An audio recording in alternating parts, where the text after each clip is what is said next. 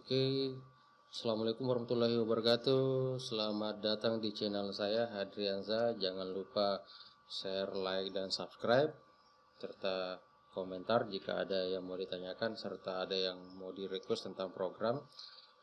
Pada video kali ini saya akan memberikan tutorial tentang video kelanjutan, di mana video sebelumnya itu mencari data atau pencarian data dari MySQL menggunakan Android Studio. Oke, jadi pada video sebelumnya itu baru kita sampai dengan pencarian data di sini, bahwa di situ ada privat edit tag, name, nama, alamat, tanggal lahir, jurusan, menggunakan spinner, cari, button, keluar, dan kosongkan.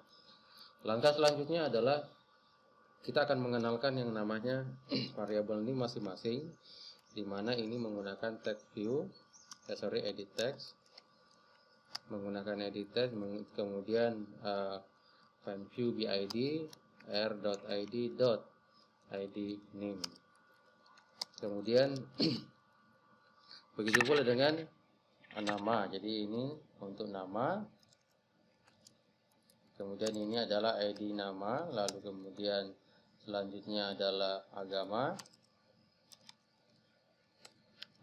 kemudian ini adalah id agama, kemudian lanjut lagi tempe lahir. Jadi ini adalah variabel yang di atas, jadi variabel name, nama, agama itu berdasarkan dari ini. Lalu kemudian id ini dapat dari mana? Itu adalah nama-nama form yang ada di formnya. Jadi ini nama id-nya adalah id name, id nama, dan seterusnya. Oke, kemudian lanjut. Kemudian tanggal lahir. Tanggal lahir ini juga berupa id tag dengan ini adalah id tmp lahir, dan ini adalah tgl lahir. Kemudian jurusan itu menggunakan komponen spinner, di mana komponen spinner ini adalah r.id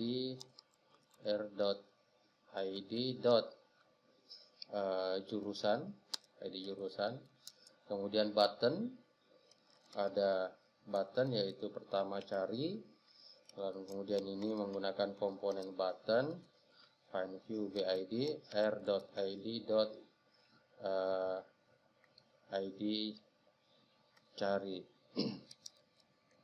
Kemudian ada 3 nama button, cari, keluar, kemudian di sini adalah id keluar. Kemudian di sini ada kosongkan, jadi id kosongkan. Kemudian oke, lanjut. Nah, di sini yang pertama kita lakukan adalah membuat tombol kosongkan, ya. Membuat tombol kosongkan set on click standard new spasi v, ini di enter, secara otomatis akan membentuk yang namanya void. Nah, gitu. Lalu kemudian di sini kita akan membuat program mengosongkan. Yang pertama adalah yang dikosongkan adalah name, ya. Ini name itu di set text itu ketik 2 kali. Jadi itu cara kosongkannya. Begitu pula dengan agama, nama. Ini saya lanjut ke bawah, ke samping aja, ya. Oke. Jadi ini nama, kemudian alamat, kemudian tempe lahir, kemudian tgl lahir, kemudian lanjut lagi jurusan. Oke, ya, jurusan. Jurusan itu menggunakan spinner, berarti ini tidak perlu. Oke, cukup sampai name, nama, agama, tempat lahir, tanggal lahir, ya. Oke, alamat. Kurang 1, jadi alamatnya belum ada. Oke, ini kita copy dulu alamat, pengenalan alamat yang belum ada, berarti id alamat. Kemudian di sini alamat, dan jangan lupa tambahkan juga di sini alamat titik set text, seperti itu. Itu untuk program kosongkan. Selanjutnya adalah program untuk cari. Ya. Program untuk cari itu set on click start new spasi view, enter ya teman-teman ya, sehingga dia akan membentuk sebuah void yang baru. Nah di sini kita akan nanti membuat program cari. Ya, kita akan membuat program cari. Nah program carinya kita buat void ya. Jadi di luar dari void on create. Jadi di luar dari void on create. Jadi di sini teman-teman ya, di sini ada isinya. Jadi kita buat void namanya private void tampil data. Oke. Di mana program void tampil data ini sebenarnya sudah ada saya buatkan sebelumnya di materi sebelumnya, ya ini. Oke, saya akan kopikan jadi ini.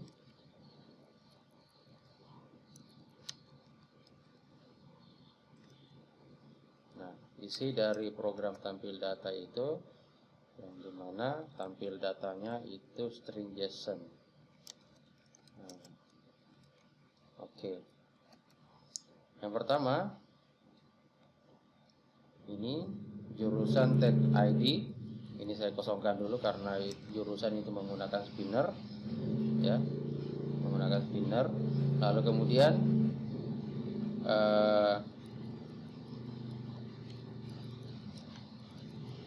nah untuk tampil data ini yang pertama adalah JSON object ya. Jadi ini adalah sebuah library ataukah sebuah komponen yang variabelnya adalah JSON object, membuat JSON object baru, lalu kemudian isinya adalah JSON. JSON ini yang mana? JSON ini adalah bagian dari sini.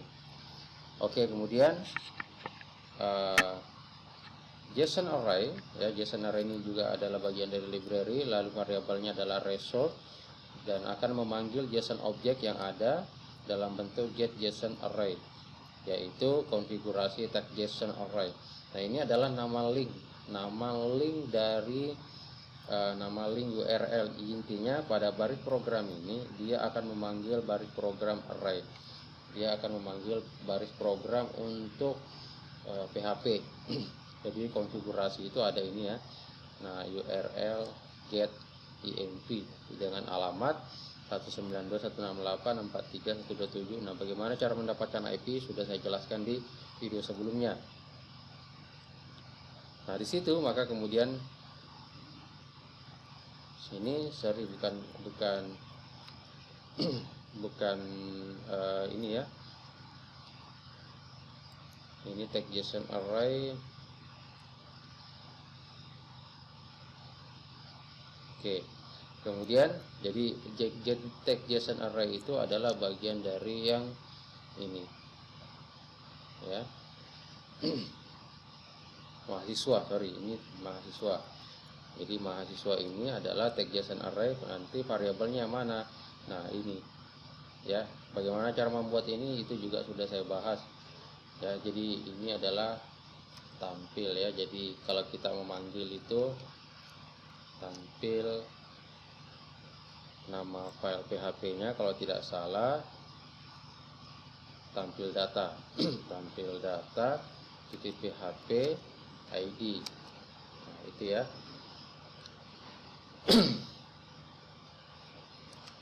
Jadi 192.168 IP-nya tadi berapa ya? 192.168.43.127. Nah, ini koneksi WiFi, IP-nya lagi berapa ya? IP config 192.168.43.127. 192.168.43.127. Coba ini saya copy, saya masukkan di sini saja. Oke, jadi ini nama variabelnya mahasiswa tadi array. Nah, ketika kita misalnya isi di sini 17.50.01. Nah, ada muncul ya variabelnya mahasiswa. fieldnya NIM, nama, alamat, jurusan, tempat lahir, tanggal lahir, agama. Oke. Lalu kemudian jadi itu tadi ya masalah array tadi ya. Nah, kembali kepada sini. Nah, setelah itu kita akan mengambil indeks yang ke 0. Indeks yang ke 0 itu adalah ya baris pertama, record pertama ya, record pertama. Lalu string nama C get string. Jadi ini adalah variabel dari C. Variabel ini adalah didapat dari C ini. Jadi JSON objek sama spasi C. Kemudian C get string konfigurasi tag nama. Apa itu tag nama? Di dalam konfigurasi itu adalah tag nama, tag alamat, tag jurusan, tempat lahir, dan masing-masing isinya adalah nama field masing-masing, yaitu nama, alamat, jurusan, tempat lahir, tanggal lahir, dan agama. Kemudian selanjutnya setelah itu baru di set. Jadi ini adalah n nama, n alamat, n tempat lahir, n tanggal lahir, agama, dan jurusan itu di set. Jadi di set ke dalam variabel, ke dalam komponen nama, ke dalam text box ya, ke dalam text view. Nah, di sini nama, alamat. Nah, nama, alamat, tempat lahir, tanggal lahir, agama itu didapat dari yang di atas tadi, di on grid. Nah, di sini nama, alamat, nama, agama, alamat, tempat lahir, tanggal lahir ya, itu didapat dari situ. Di set ya dengan variabel yang ada n nama, n alamat, dan seterusnya. Oke, langkah selanjutnya kita akan langkah selanjutnya itu adalah memanggil URL-nya, yaitu menggunakan get JSON. Nah, ini tetap dipakai ini, jadi ini juga dipakai di tampil data ya. Get JSON itu juga dipakai di tampil data. Saya buat void lagi, namanya di luar dari void yang ada. Nah, ini sorry, di bawah dari tampil data. Oke. Jadi get JSON ini adalah, jadi ini adalah void get JSON. Jadi get JSON ini kita harus penulisannya seperti ini supaya tidak sama dengan ini, karena ini adalah bagian dari library kelas get JSON extended asynchron text void, string. Jadi ini maksudnya ketika nanti dijalankan, dia akan menampilkan sebuah progress dialog apabila koneksinya apabila koneksinya terputus dengan pesan super on pre-execute loading progress dialog show. Jadi ini saya enter supaya teman-teman bisa melihat semua itu. Jadi yang warna-warna abu-abu ini itu tidak diketik teman-teman ya, title, message, mohon to indeterminate itu otomatis. Oke.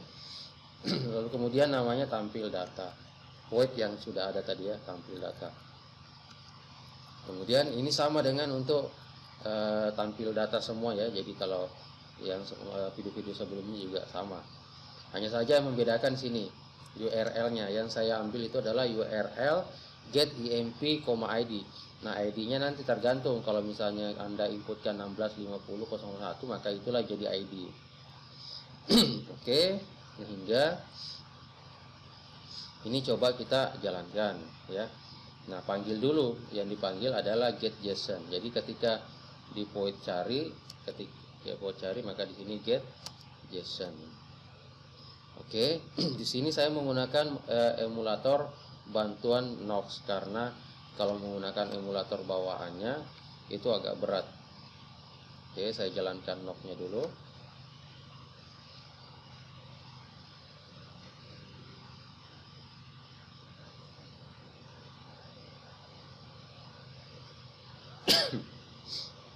Oke, sambil ditunggu, jadi Nox-nya kita jalankan. Nah, ini nanti kalau mau install Nox itu hanya tinggal cari saja ID Nox. Jadi download Nox, ini Nox yang terbaru. Nah, kita tunggu saja. Jadi tampilan awalnya begini untuk Nox.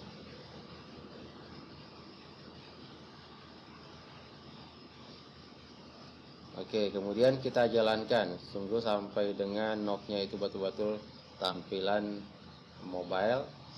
Lalu kemudian bagaimana mensinkronkan antara Knox dengan Android Studio.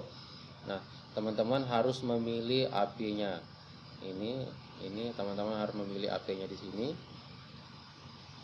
Jadi app-nya ini kalau Pixel 2 berarti itu adalah bawaannya milik dari Android Studio. Tapi kalau misalnya tidak ada berarti Anda belum buat. Nah, kalau untuk Knox itu otomatis biasanya kalau ketika kita dijalankan Knox itu secara otomatis akan ada pilihan di sini tergantung jenis Knox-nya. Dalam kondisi ini kalau tidak salah Knox-nya itu menggunakan Motorola. Oke, kita pilih dulu. Masih proses ya, ditunggu. Ini agak berat jadi harus sabar.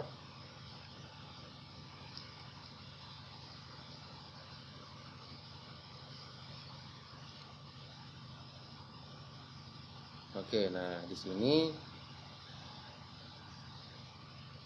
harusnya nanti muncul jenis Knox yang dipakai, apakah itu berupa HP-nya seperti apa. Jadi di sini biasanya pasti muncul. Ini agak berat ya, jadi harus sabar. Ini mau saya pilih-pilih belum bisa-bisa.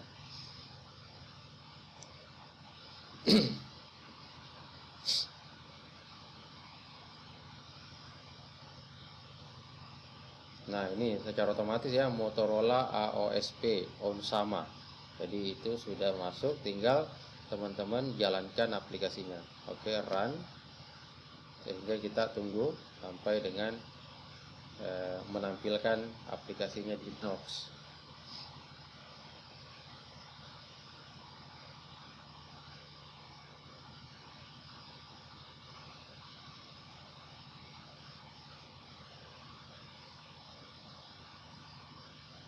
Oke, agak berat ya. Oke, sudah proses jalan.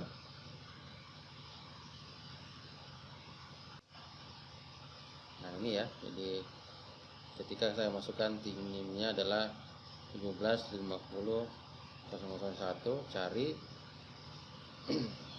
Nah, itu akan mengambil data. Sampai nanti proses data ketemu.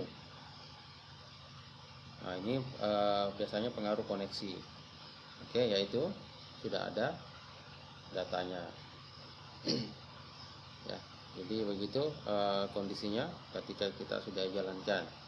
Kosongkan tadi untuk menghapus. Nah, ini baru proses jalan lagi.